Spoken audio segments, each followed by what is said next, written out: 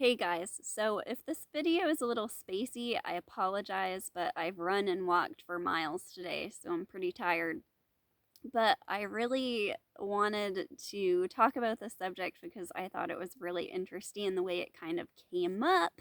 And that's how I pick a lot of what I talk about is it just comes up again, or I'll have it come up in a funny way and I know it's kind of something's been presented for me to consider. So I was watching, I apologized in the description of my last video for parodying Jim Newman, but I was watching Jim Newman and he said, a lot of the energy of me is, yeah, but. And immediately I had this hilarious memory kind of flood in. And it reminded me as shadow work was happening, it reminded me of that, but there wasn't really an emotional charge there. It was just hilarious. It was like this little Easter egg in my past that kind of came up to be considered. So I remembered in junior high having this teacher who got annoyed with us arguing with her and annoyed with me specifically arguing with her. And I said, yeah, but.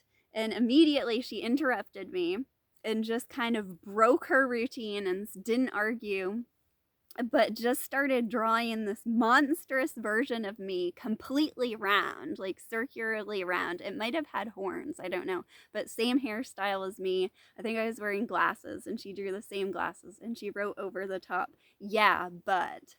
And so immediately when I heard Jim Newman say that, a lot of the energy of me is, yeah, but. And it was just like this, aha, I remember that. And I had this like visual image to go with it. It was hilarious, but it's so true. That's how we cut ourselves off. And it's not funny to think about how spooky and fearful that energy is and had the fear at the root of it. And so another thing that came up for me, I was just running and I thought of this thing. It wasn't even the phrase itself, but it brought the phrase to mind, knock on wood. And I've always felt superstitious about if I really get happy or if I really express my happiness or my love for something, I have this really big fear that it's going to go away. And so that's where the knock on wood kind of superstition, tradition, whatever you want to call it, comes from. And it's an amazing thing to consider. So, nerdy as I am, I looked up where the phrase knock on wood came up. And it came from, I guess, as far as anyone knows, that calling on tree spirits to kind of help you have good luck. And I thought that was really funny because trees are the ones who don't give a crap what happens to them. They just are. And of course, trees have these incredible ways of communicating through pollen, mycelium, and God knows what science itself will discover about that in the future, but they have their own ways of surviving. And so that's what the yeah, but energy comes from, is our survival, is our wanting to survive. And really it's wanting to improve things and it's wanting to create. And so that's the story we're living in, is one of wanting to improve and create things. And yet it takes over, those mind patterns take over, and it's a feeling thing. And that's why you have to so get in touch with feeling to know, because sometimes making a distinction, and Leo, if you follow Leo as well, has a recent excellent video on making distinctions, and I love that he kind of illuminates or highlights those intellectual distinctions is an important subjects like that, because a lot of it's just coming down to feeling, but it's really neat how the mind and the intellect works with all of it sometimes and doesn't always get in the way. And so it's through feeling when it is getting in the way. And you see with older people, the get off my lawn old man type has been really, really, really well practiced at making making distinctions, making yeah, but, and always finding a problem, always finding a flaw to pick with things. And for some other odd reason, I get really tired at night because I've been getting up super early lately. Hold on, I thought I heard something. There's all kinds of weird wildlife around here. So at night, I've just been like zoning out and watching old clips from, when you look up one thing on YouTube, sorry, now I'm getting spacey.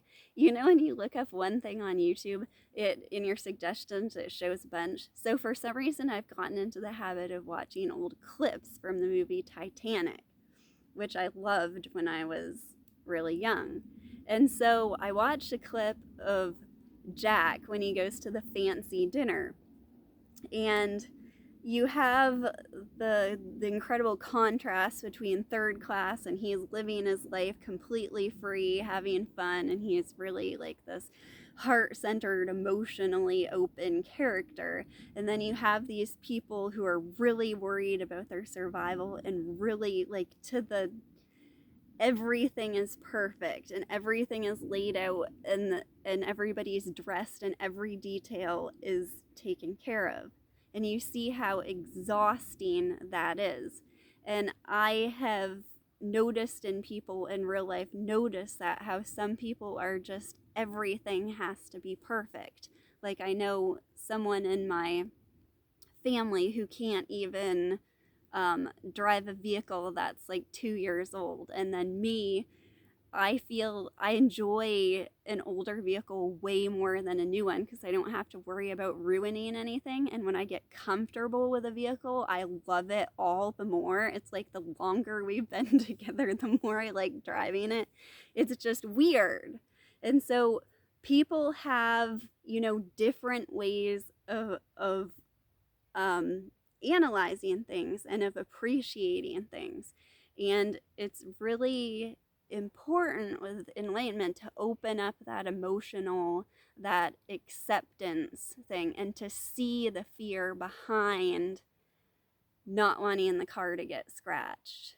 And, if a new car gets scratched, you still like 99.9% of the car is still shiny and perfect, but you're looking at that one thing.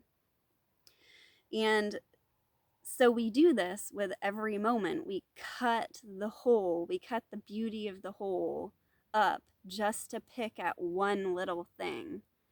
And it's really incredible how we do this. And once you get in those patterns, you see it's the Abraham Hicks analogy of holding the cork down. This is how we hold the cork down. We keep picking at ourselves and picking at the moment and wondering why we don't feel good, and not seeing the very basic, the very stupid, the very like almost a 4-year-old understands that you just want the joy in the moment. You just want to appreciate the moment.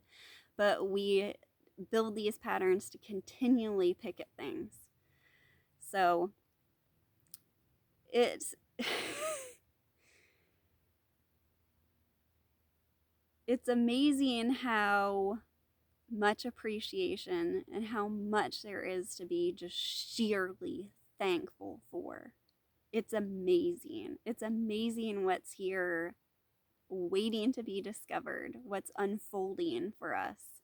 And it's almost a wonderful thing that we've done this to ourselves, because now we have all of this perfection to discover. It's like I've heard a lot of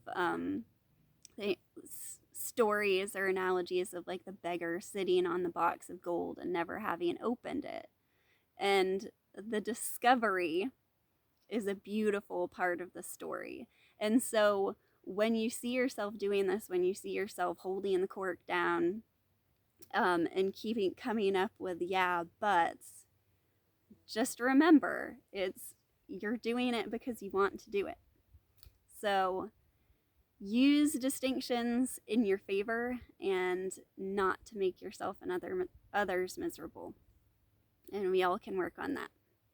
I love you guys. That's all for today. Talk to you soon. Bye.